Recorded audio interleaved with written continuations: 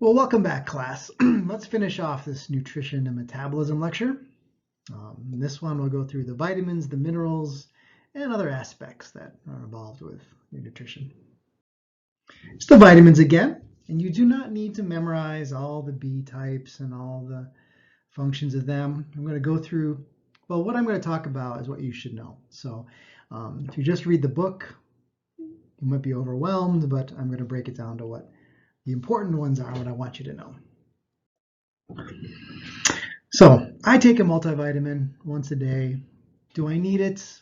Probably not, but little side effect, inexpensive. But there are a lot of supplements sold out there, huge billion-dollar industry selling you things that you probably don't need. If you eat a balanced diet, you don't have any issues and you're not pregnant or nursing or other things that are particular to your individual circumstances, I guess. In a normal situation, no, because there are a lot of people in the world that don't take any supplements and they live a long, healthy life too. So we probably oversell it. Absolutely do we have companies making money off selling you things you don't need. Now, supplements are different than drugs. Drugs have to go through just a rigorous testing procedure to show that they're effective. Some would say too much because we can't get drugs out fast enough, but it keeps them, safe and make sure that they work. Supplements are not like that at all. You don't have to even prove they're safe. If there's an issue that's found with one, then yes, they will take it off the market right away. But you just need to say that, put the disclaimer that this has not been shown to treat any kind of disease, and you can sell it and people will get it. And it's interesting, there's politics involved with this too. They're coming up with this, the supplement companies, and being able to do this kind of thing. So there's interesting whole big backstory there. But do realize that the things you buy, supplements, may not do anything. And there's studies that have shown a lot of them don't even include the ingredients they say they include. So they're not very well regulated. Of course, some fallacies here. People, do you get energy from vitamins? No, you don't. They're used in these small amounts in the various enzymes and molecules that allow you to get energy from your food. Varied diets should give you everything that you need. It should have all the essential nutrients and the vitamins and minerals. Again, the caveat being prenatal vitamins and if you have special conditions. The more vitamins, the better. Absolutely not. You can OD. See, fat-soluble vitamins especially, you can OD. The water-soluble, usually just pee out the excess, but too much is too much. So fat-soluble, these are the ones that you'll have issues if you can't absorb fats, because that's what you need to take in the fat-soluble vitamins.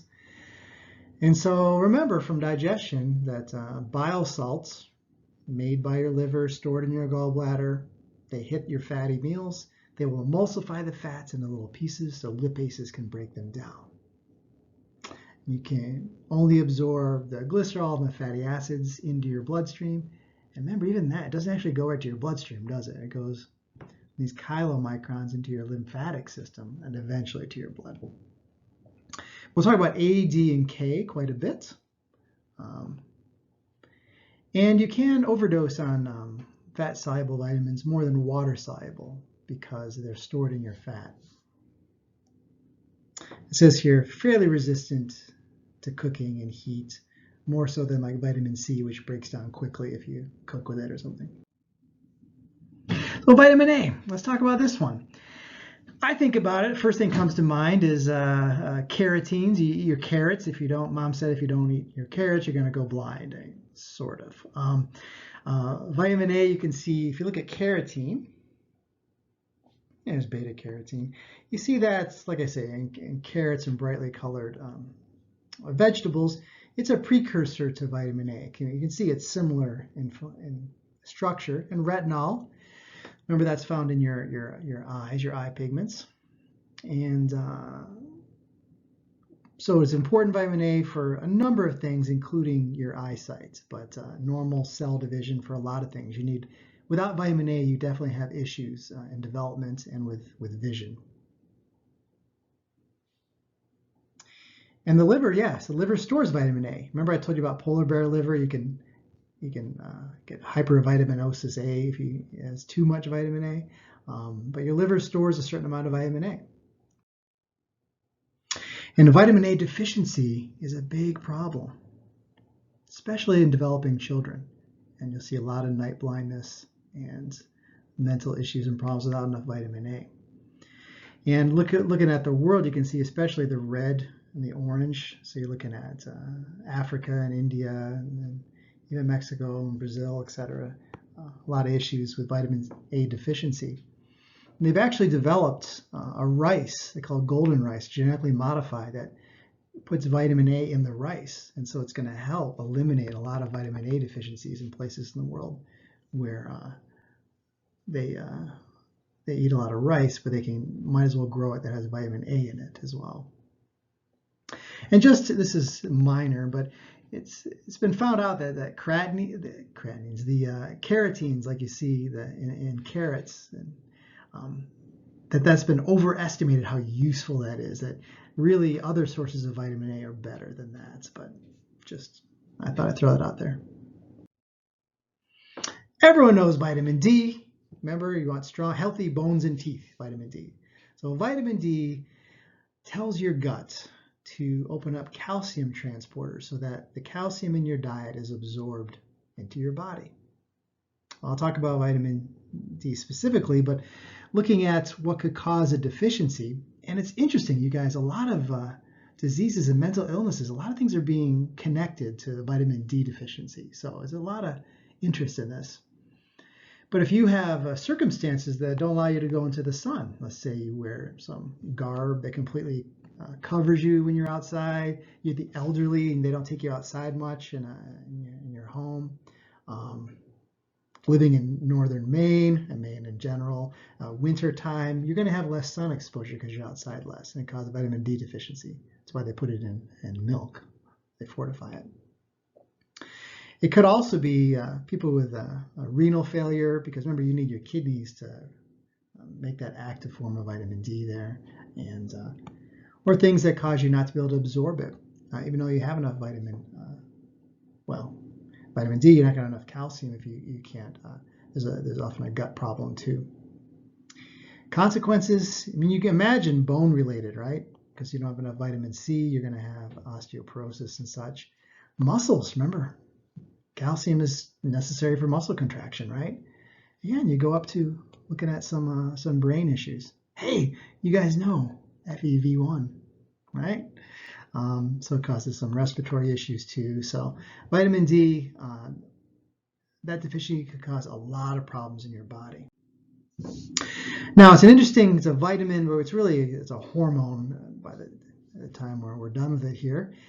In your skin, you can start out with cholesterol, and you can produce this pre-vitamin D or pro-vitamin D. It's one direction. Or you can get it from your diet as well, or fortified milk. They put vitamin D. But this is all not useful yet. It needs to be converted to calcidiol there, and it's an intermediate form. And then parathyroid hormone is going to help convert that into the active calcitriol, which is the form that works on your small intestine and says, let's make these transporters and bring in calcium. So you can make it on your own. We need sunshine, or you can get it supplemented, and both of those need to be converted through a couple different forms to get that active vitamin D. Vitamin K. I think vitamin K clotting. I know it's spelled wrong, but K, you need that vitamin K, and remember, you need calcium, fibrinogen, all these things to have proper blood clotting, right? Turns out you get vitamin K through a lot of green leafy vegetables and through gut bacteria. It's one of the benefits that gut bacteria produces this vitamin K, which you absorb. So it's found in the medical world, when you get antibiotics, can give you clotting issues because it's going to affect vitamin K. And also newborns, they're often born with vitamin K deficiency. I mean, they quickly develop it because their gut flora isn't developed yet, right? The bacteria, you develop that from the environment. You get that to seed your gut with its biota. So vitamin K deficiency is rare normally because you get it from your gut, which everyone has. Yeah, vitamin E, you can read about it, it's fine. It's we know the least about it, but if you have something like rickets here, where you have bones or osteoporosis, osteomalacia, that kind of thing, vitamin D deficiency, right? And they talk about vitamin D deficiency even today with kids not getting outside, getting enough sunlight. And if you see a clotting issue, vitamin K is necessary. And night vision issue, we're talking about vitamin A. You need that for proper vision. All right, so these are the fat-soluble vitamins we went through. Water-soluble, this is the way I'm going to do it. I'll talk about vitamin C, and I'll just talk about the B vitamins, especially vitamin B12. I'll get into that. But these water-soluble, you can see that cooking, they're a little more sensitive. They'll be destroyed by that. Yeah, and this vitamin B complex, there's a lot of them. Niacin, riboflavin, all these things are important. This is vitamin B12, an amazing molecule. Those of you interested in chemistry out there, it's got a cobalt in there. It's like hemoglobin has an iron. It's just, and thyroid hormones have iodine. It's just rare to see an organic molecule with an inorganic molecule stuck in there like cobalt. And this is a huge molecule. You can see the chemistry is fascinating. How I guess it took years to develop this synthesis. You guys in organic chemistry do these easy synthesis. This is 90 separate reactions to make this thing. So hard to make. It was found that if you don't have enough vitamin B12, you get anemia. Pernicious means it's a type that's going to kill you, really. And they found early on in the 1920s that a person with this disease, they could give you the B12 with this. They have you feed your liver. If you guys remember B12, the last section, digestion. You remember I talked about it.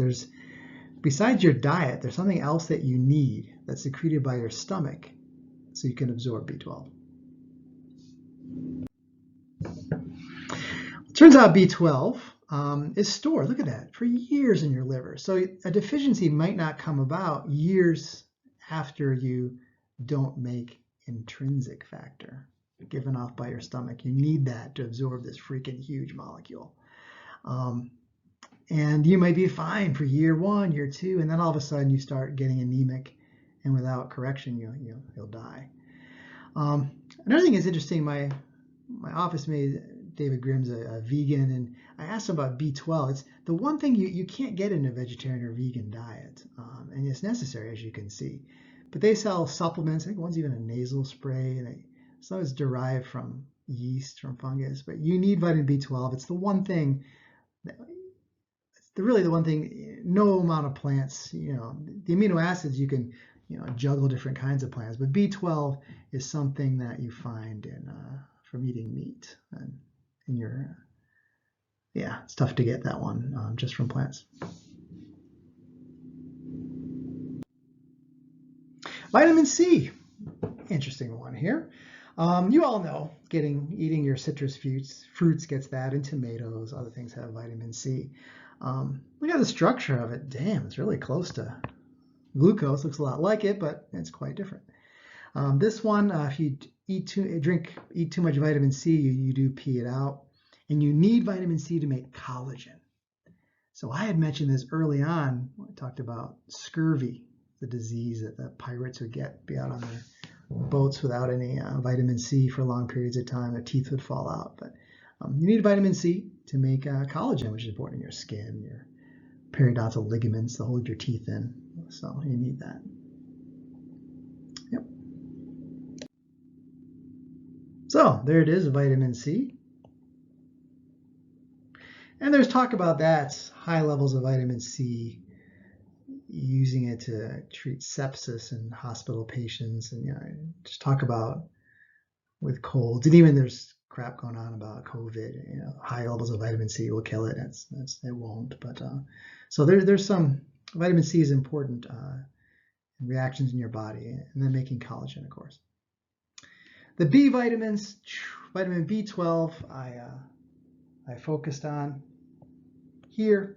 So you guys know you need intrinsic factor. It has cobalt in it, right? Yeah. This folic acid. I have a friend who, another biology professor, who says all women of childbearing age take folic acid.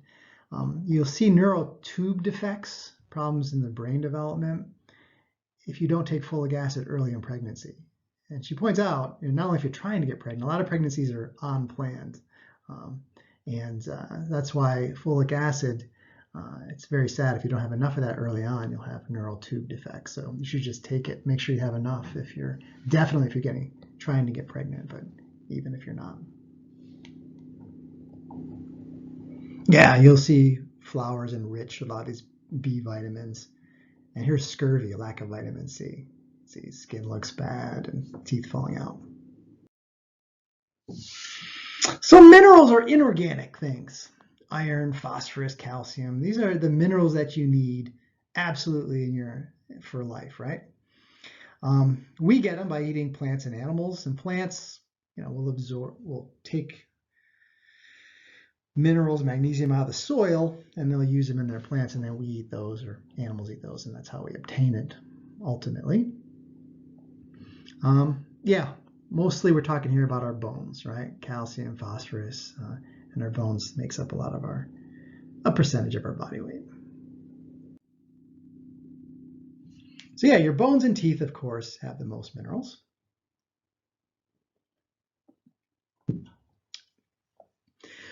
And very important things in our body you're familiar with, hemoglobin, right? Has to have iron. You have to have iron in your body. Phospholipids make up all our cell membranes, so phosphorus.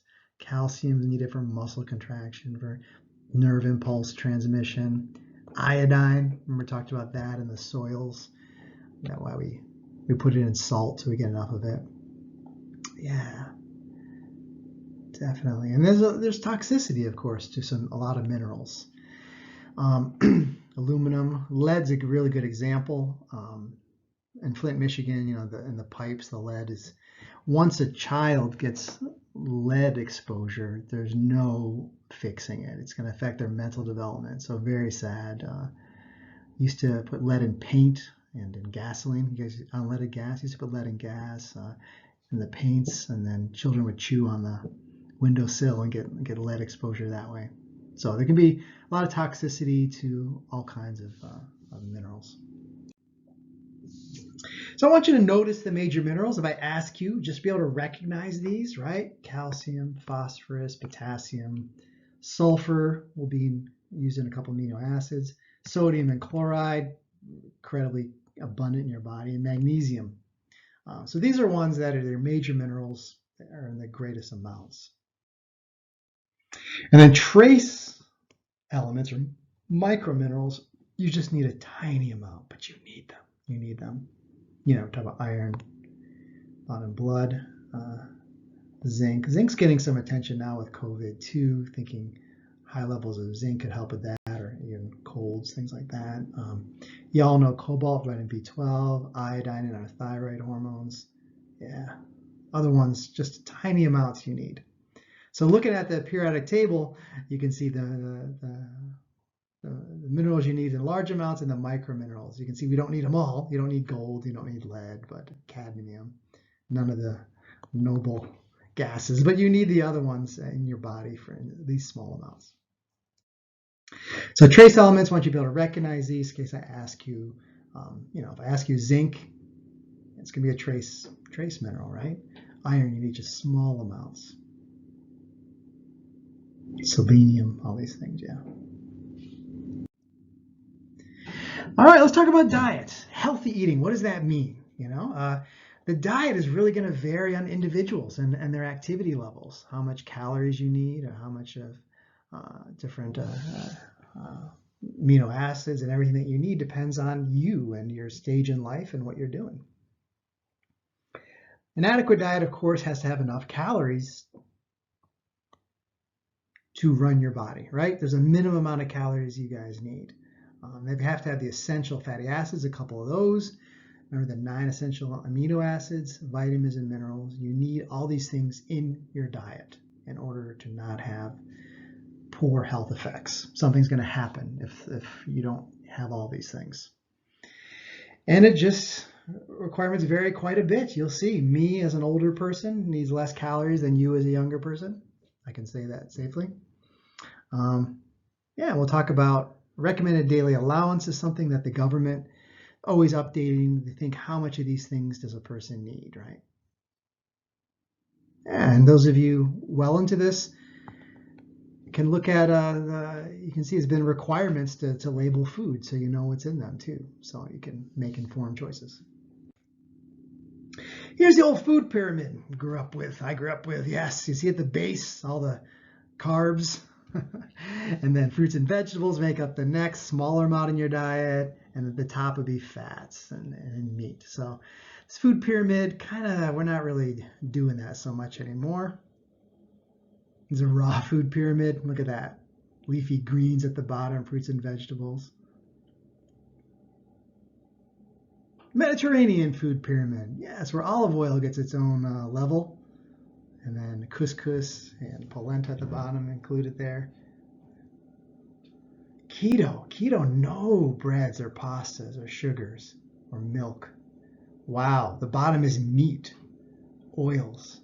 Wow, real different, isn't it? But this is what the government's going with now, is this idea of looking at a plate. And so when you look at your plate, it's kind of easier to visualize in a pyramid. You look at your plate, half of it should be fruits and vegetables. I'm going to admit something to you guys. My plate, half of it does not look like fruits or vegetables very often. But this is what it should look like. And gives you an idea.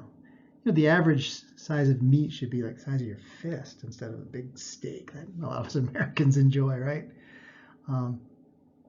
So this plate idea is going to replaces the pyramid as something more visually intuitive, and it's a good guide. You know, you shouldn't have your plate be mashed potatoes and one sprig of broccoli, something like that. And to be a vegetarian, a lot of people think, yeah, well, I can't give up cheese, so I give up. It's fine, you know. There's different types of vegetarians, and some people think they're a failure if occasionally they want to have, you know, some chicken, and you know, that's a mistake, I think. I mean, whatever you feel is healthy for you, you can see. Lacto vegetarian, if you want to include milk products, ovo, pesco vegetarian, or polo, if you want to include chicken. And I see red meat's not on there. There's no place for you in the vegetarian world if you want to enjoy a big steak. And vegan is the most restrictive of all. No animal products, honey, anything animal-based.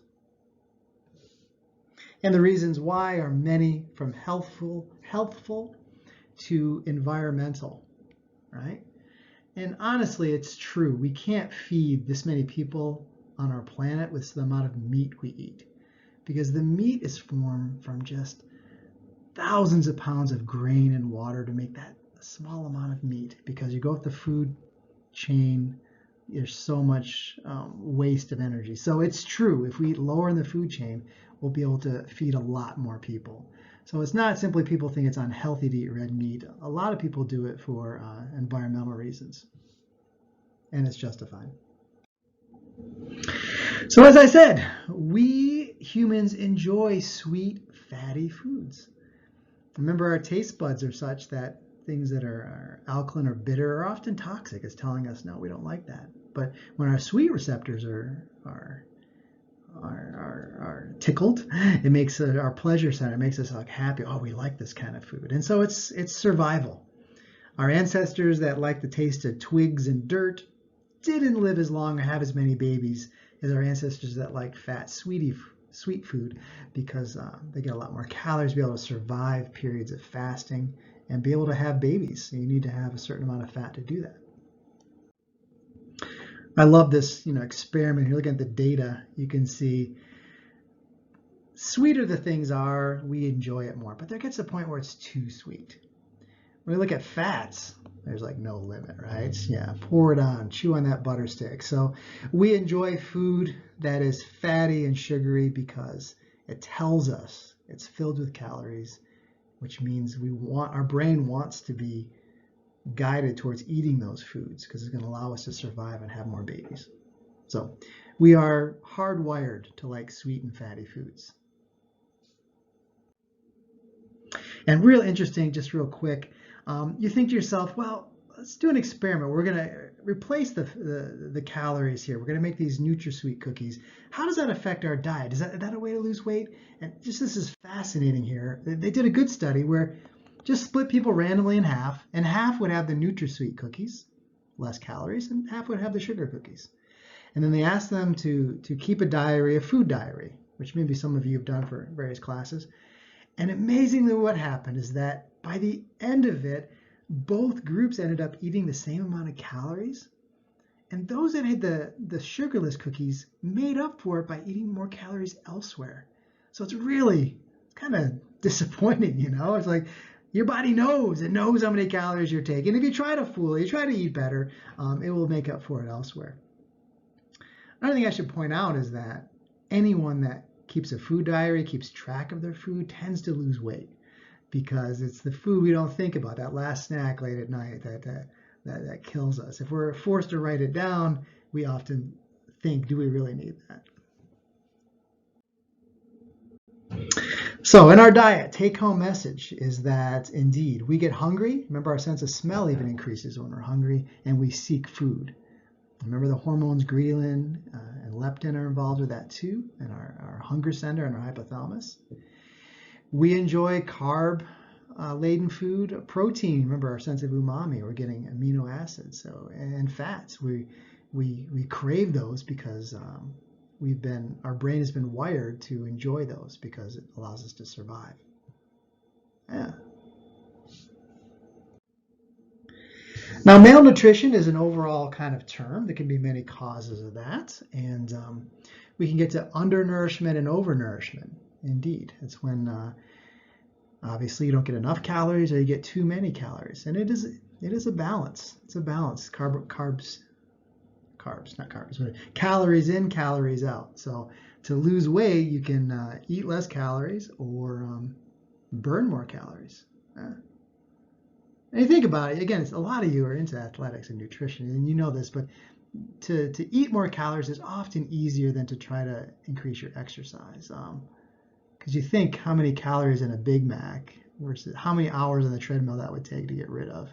It's a lot, but they're both.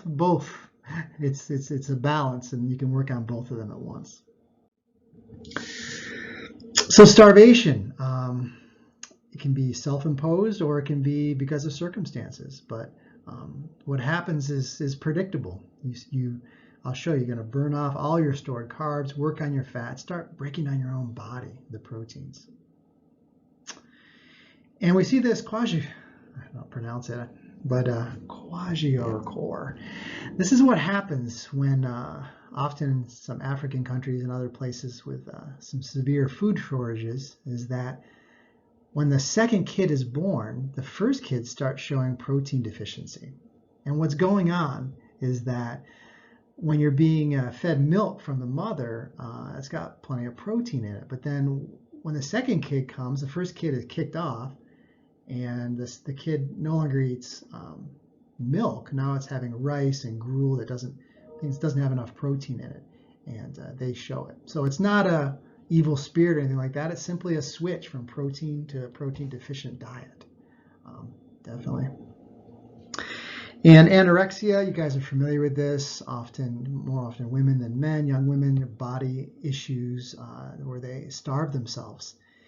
And what's very sad about is even those that they catch and they put into treatment, a large percentage, an unacceptable percentage still die because once you've starved yourself, there's a point where it's hard to come back. You've broken down brain tissue and muscle tissue. Your heart is weak. You've broken it down, so you want to try to catch this. It's really a difficult thing, yeah. And bulimia is such where you can throw up in order to lose weight. It's also a body image type thing. Yeah, and the dentist will often notice thinning enamel and scratches from making yourself throw up. But both of these are psychologically based starvation, self-imposed starvation, and can have severe issues. And just showing you what you're going to burn as you starve. Carbs are gone quick. You build your glycogen stores are gone, right? And then you start breaking down fat, and as you get less fat, you break down protein, which is your heart muscle, your muscles, your brain tissue. And so that's what happens as your body uses proteins for energy sources instead of using it to build, repair, help your immune system. And undernourishment, you look at where it's a problem in the world, and you think of places like Africa and India and Mongolia, things like that. But sadly, even in the United States, can you imagine millions of children go to bed hungry in the U.S.? The richest country where one person could have enough to feed all these people. And worldwide, it's not a problem of enough food. We could feed all of the 7 billion people on Earth. It's just a matter of the rich versus the poor and where that food is distributed.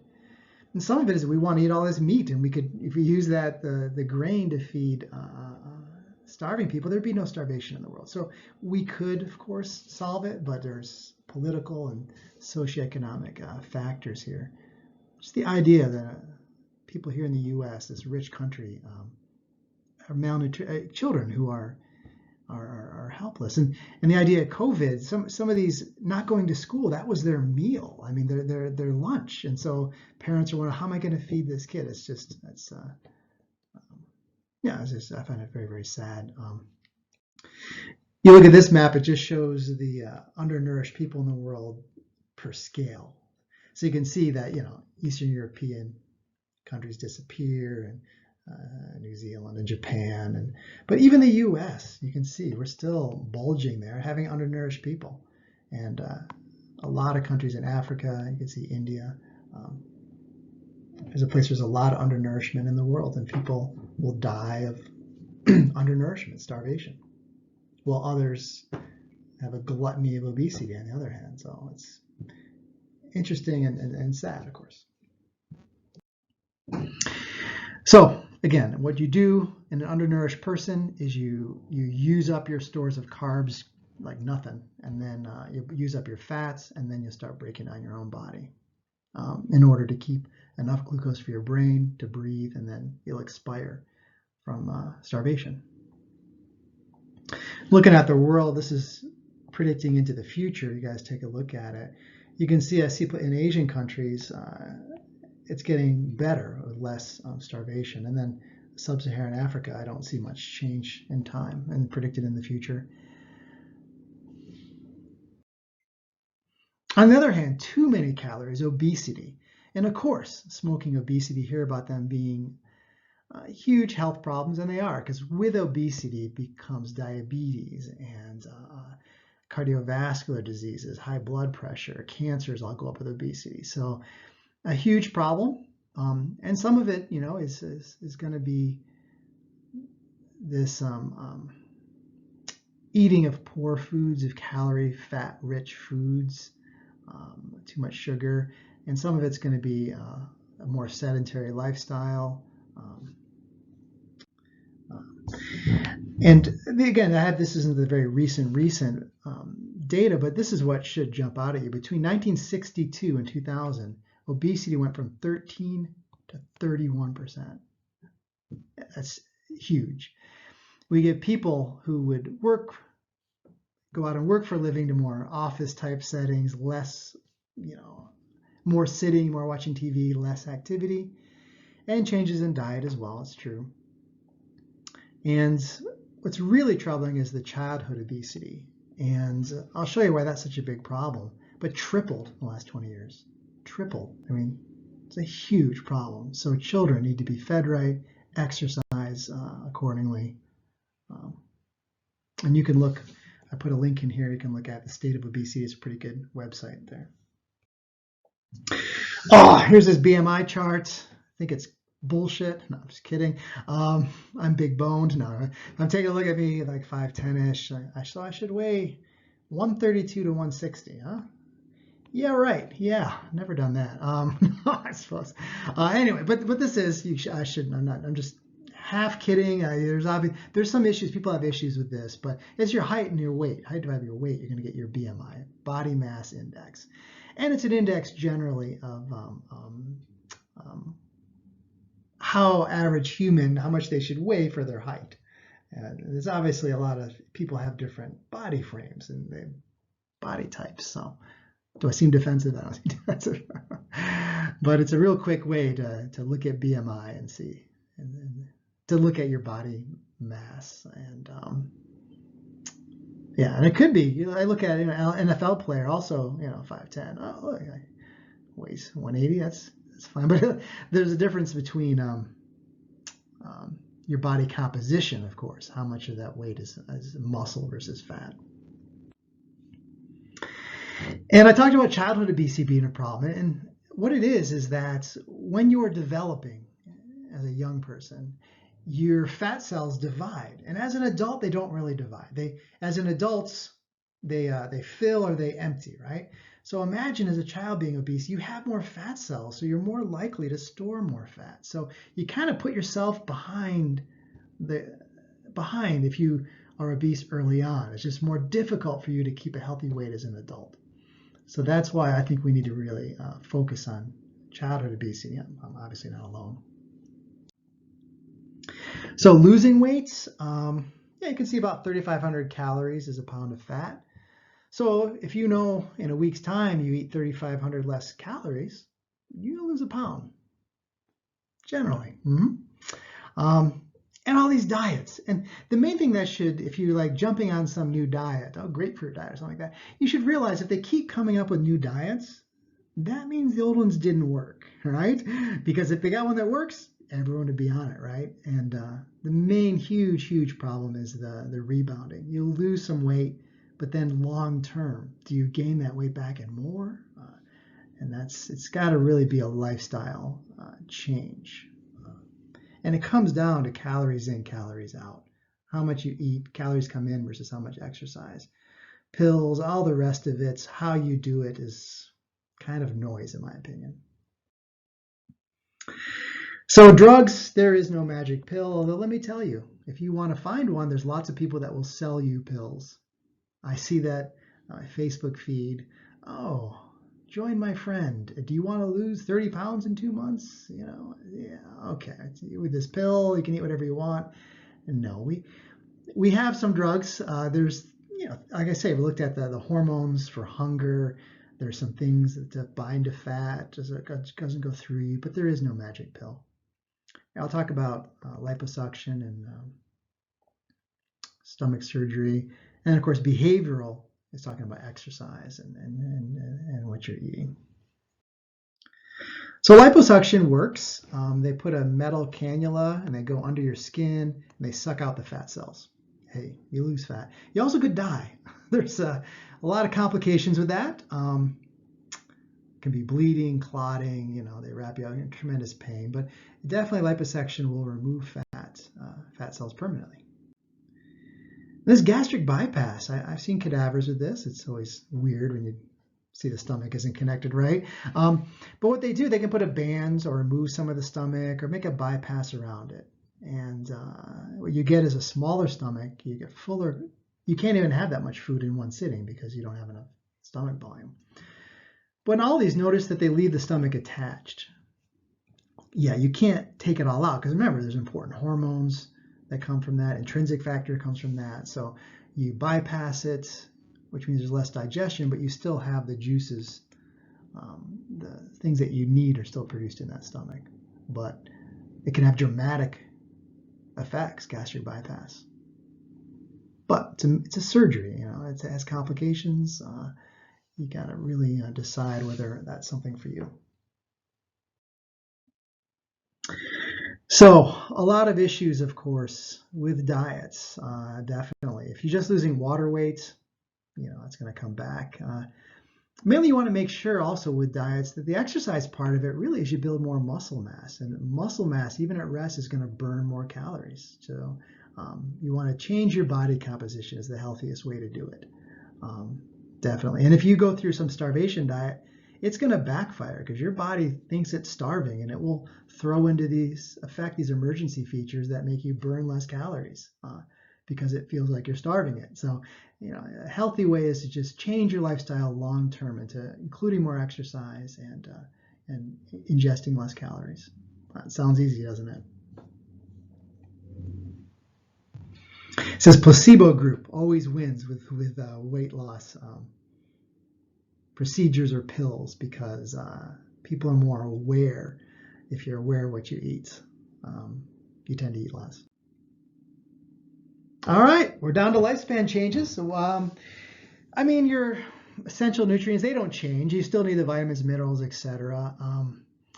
But your metabolic rate definitely changes. And that's the thing. Take a look at this in your age. As you get older, you need less calories. So if you eat the same way, you don't change that, you're going to get fatter as you get older.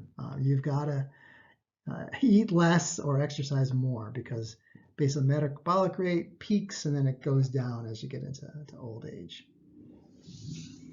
And you see changes in nutrition. I said often, again, when you get older, your teeth can wear down, you're in different settings, social or economic circumstances can change what you eat, for sure. All right, we're looking good. Here's some pictures, you guys. It's springtime. This is a wood frog who's out on the streets by Biddeford, and then spotted salamanders too. So just beautiful creatures. Many of you never seen these, but it's a little bit dry Tuesday, might be a little bit of rain, but if you're out and about, you may see these beautiful creatures.